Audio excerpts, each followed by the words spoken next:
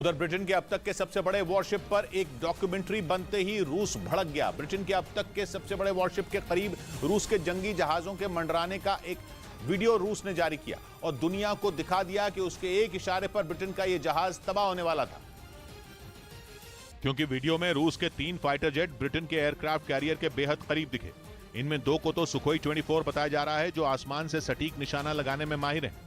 Britain के इतने बड़े जहाज पर अगर रूस के फाइटर जेट बम बरसा देते तो एक बहुत बड़ा हमला हो सकता था। ये घटना जुलाई 2021 की बताई जा रही है, लेकिन इसका वीडियो रूस ने अब जारी किया, जिसकी वजह है एचएमएस क्वीन एलिजाबेथ पर बनी एक डॉक्यूमेंट्री का ट्रेलर। इसमें दिखाया गया कि एयरक्राफ्ट कैरियर की एक चेतावनी के बाद रूस के फाइटर जेट पलट गए। जिस एयरक्राफ्ट कैरियर पर डॉक्यूमेंट्री बनाई गई उसकी लागत 320 करोड़ पाउंड यानी भारतीय रुपयों में 30,000 करोड़ से भी ज्यादा है। इधर हिमाचल प्रदेश में सरकारी कर्मचारियों की पुरानी पेंशन स्कीम लागू करने के फैसले पर कैबिनेट की। क्या आप स्टैंड अप इंडिया योजना के तहत 1 करोड़ का लोन लेकर अपना खुद का बिजनेस शुरू करना चाहते हैं?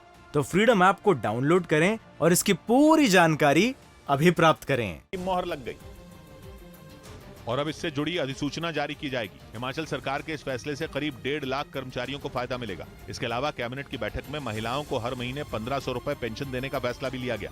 उधर सुकेश चंद्रशेखर से जुड़े 200 करोड़ की ठगी के मामले में अभिनेत्री नोरा फतेही ने अपना बयान दर्ज कराया। बताया गया कि इसके लिए उन्होंने खुद दिल्ली पुलिस की अपराध शाखा से संपर्क किया और बयान दर्ज कराने की बात कही थी, जिसके बाद दिल्ली की पटियाला हाउस कोर्ट में मजिस्ट्रेट के सामने नोरा फतेही का बयान दर्ज कराया गया। सुकेश चंद्रशेखर मामले में नोरा से ईडी पहले ही पूछताछ कर चुकी है। इस बीच पीओके के गिलगित बाल्टिस्तान में रहने वाले हजारों लोगों ने पाकिस्तान सरकार के खिलाफ प्रदर्शन तेज कर दिया। इसके साथ ही उन लोगों ने अपने इलाके को भारत में मिलाने की भी मांग की, क्योंकि पाकिस्तान में बढ़ती महंगाई और सरकार की गलत नीतियां उनके लिए सिरदर्द बन गई। गिलगित बाल्टिस्तान के लोगों के पास न तो खाने के लिए रोटी है और न ही पैसे कमाने के लिए कोई काम। ऐसे में वहां उन लोगों की संख्या तेजी से बढ़ती जा रही है जो चाहते हैं कि गिलगित बाल्टिस्तान भारत में मिल जाए, जिससे न सिर्फ उनकी भुखमरी की समस्या खत्म हो जाएगी बल्कि उनके लिए कारोबार करना भी आसान हो जाएगा। इसी मांग को लेकर एक इलाके में कई लोग सड़कों पर नारेबाजी करते दिखाई दिए। गिलगित बाल्टिस्तान के कई दूसरे इलाकों में भी लोगों ने पाकिस्तान सरकार का विरोध किया और इससे पहले वहां रहने वाले लोग ये भी आरोप लगा चुके हैं कि पाकिस्तानी सेना उनकी जमीनों पर कब्जा कर रही है। गिलगित बाल्टिस्तान के लोगों का कहना है कि पाकिस्तान की सेना की शय पर ही ये साजिश रची जा रही है ताकि उनके इलाकों में पंजाब और खैबर पख्तूनख्वा प्रांत के लोगों को बसाया जा सके। हालांकि इस मुद्दे पर गिलगित बाल्टिस्तान में पिछले कई दिनों से प्रदर्शन हो रहे हैं। इस दौरान कुछ जगहों पर पाकिस्तानी सेना के साथ लोगों की झड़प की भी तस्वीरें सामने आ चुकी हैं।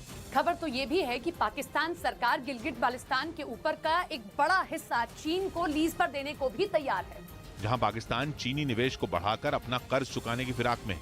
इन्हीं सब वजहों से वहां रहने वाले लोग अब किसी तरह पाकिस्तान से छुटकारा चाहते हैं।